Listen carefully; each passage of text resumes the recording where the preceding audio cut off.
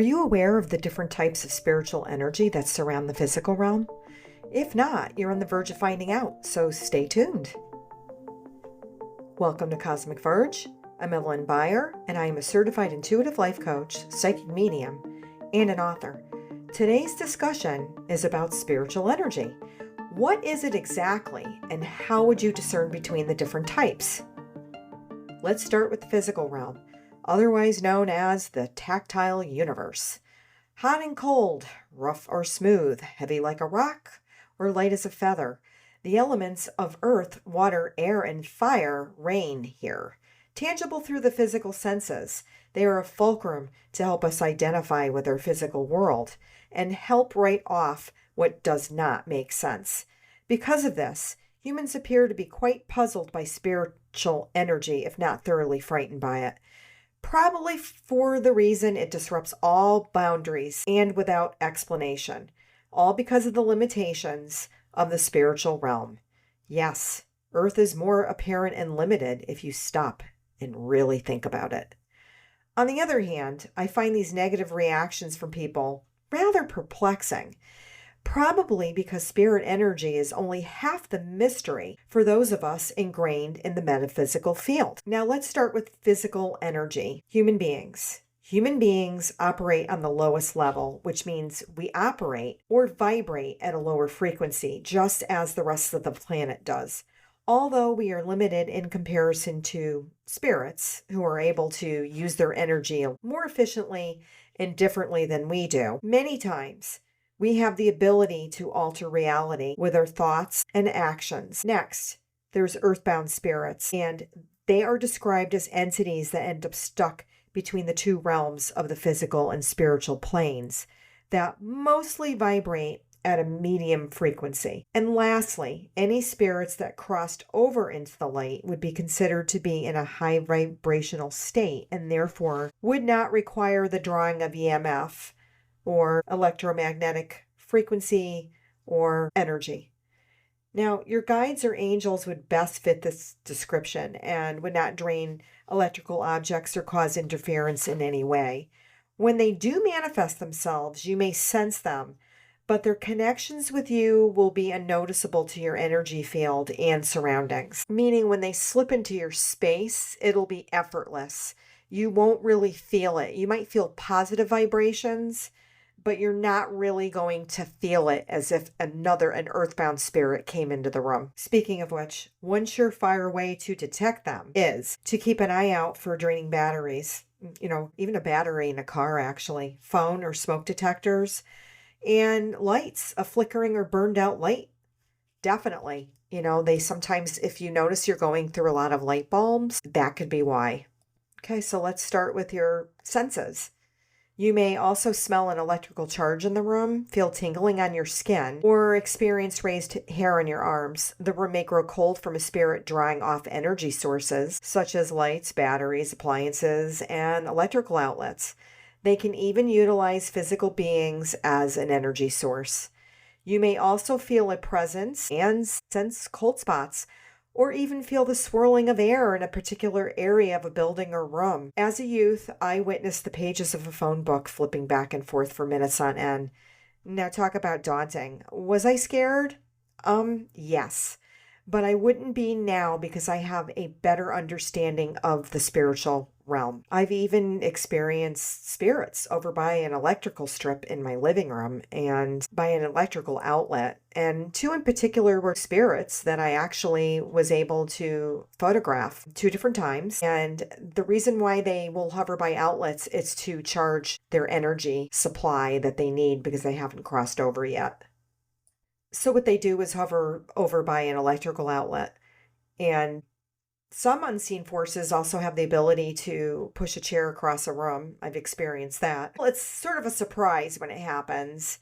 And then there's the occasional figure seen from out of the corner of someone's eye or a wispy shadow appearing from out of nowhere. And I've experienced those also. Other examples would be hearing voices or other sounds, such as music coming from a non-existent piano or the swishing of invisible petticoats.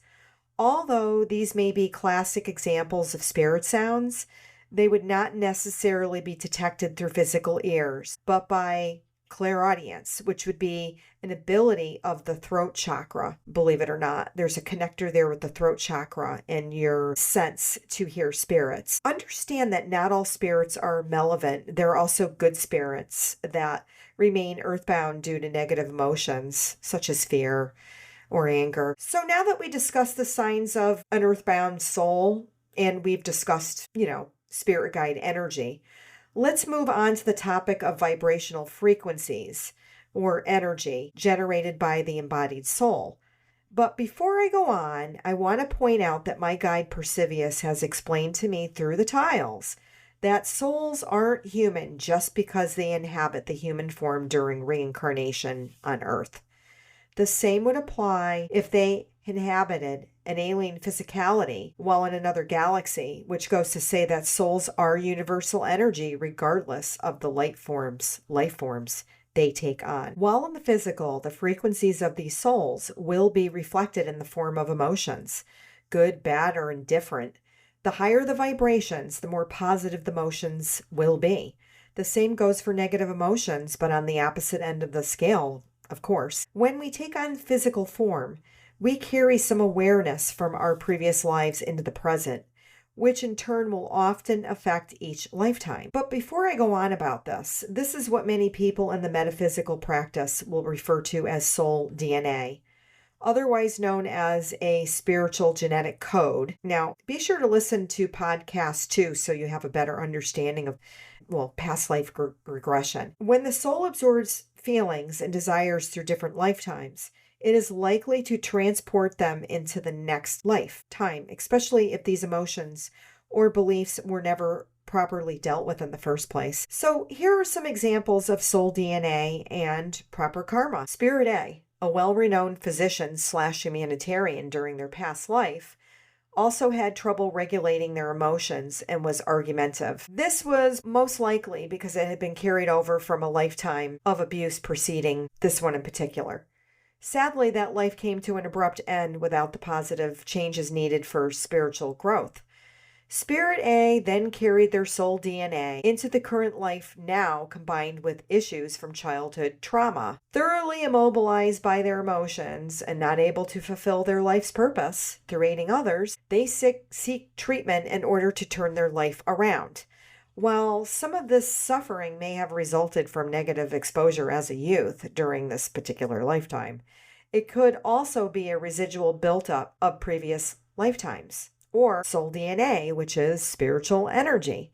Eventually, Spirit A seeks treatment and learns to transform their negative experiences into positive ones so that they may be able to help others. Here's another one. Spirit B was a beautiful and bright soul in her previous life with a thirst to create beauty. Unfortunately, an unforeseen malady took her parents when she was very young. During this present lifetime, her father leaves home and she suffers abandonment issues along with bouts of depression without even knowing why. But after seeking therapy, she is now in a healthy relationship. She's worked through her stuff, obviously. And now her current mission in life is helping others through the beautiful artwork that she creates. So now here's an example of soul DNA and inept karma, also a form of spiritual energy. Spirit C was an old drunken sailor during a past life. After a night of binge drinking at a local tavern, he staggered over the edge of a pier, never to be seen or heard from again. Shortly after, he reincarnates to the present lifetime, only to struggle with mood disorders. After a few sessions of mental therapy, he turns to alcohol instead. Years later, after a bitter divorce and health issues, his dependency moves past soul-destroying to the point of life ending.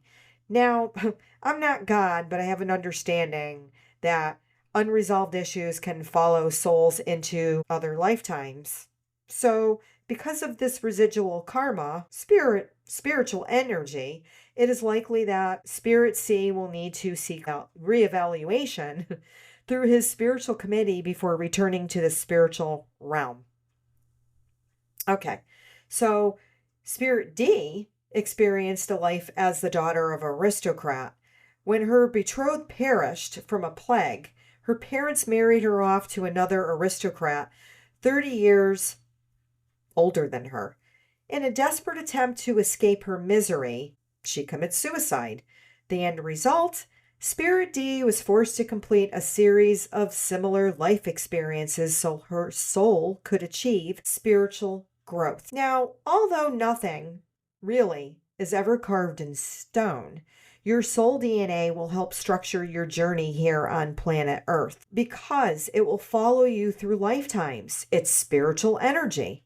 It will also determine the type of guides that will accompany you during your lifetimes to come. Your guide can be assigned or could be someone who was a part of one of those lifetimes. My guide is acutely aware of my DNA because we have a soul connection that goes back to other lifetimes. It was other lifetimes. Since then, he has guided me through many more as my guide. So here's a quick recap. Spirit guides and angels exist at a high vibration or at the highest level. Because of this, they will be unnoticed during their interaction with us. And when I mean interaction, they will come and work with you. But when they come in, it's like slipping into an easy chair. You're not really going to feel any change in the atmosphere or in the room, but you will experience a positive effect. They may even wash over you in a positive manner, but you will never feel them come in because they don't disrupt the energy. Now, for earthbounds, since earthbound spirits are stuck between the realms, they will vibrate at a medium vibration. So the room may grow cold from spirit drawing off energy sources such as lights, batteries, appliances, and electrical outlets. And they can even utilize physical beings as an energy source. So you may feel tired. You might have mood swings. Keep an eye out for physical sensations from EMF and various types of spirit activity. And then you can discern if you should probably do a cleansing process in your house and on yourself to keep yourself safe from your energy levels draining. Although humans operate at the lowest level, they still maintain the ability to alter reality with their thoughts and actions. And lastly, vibrational frequencies, otherwise known as soul DNA, is a spiritual energy generated by embodied souls. When a soul absorbs feelings and desires through different lifetimes, it is likely to transport into the next lifetime. Often referred to as soul DNA and tied in with karma, we will often carry this spiritual energy through each lifetime. So that's it for today. If this is your first time tuning in, be sure to subscribe.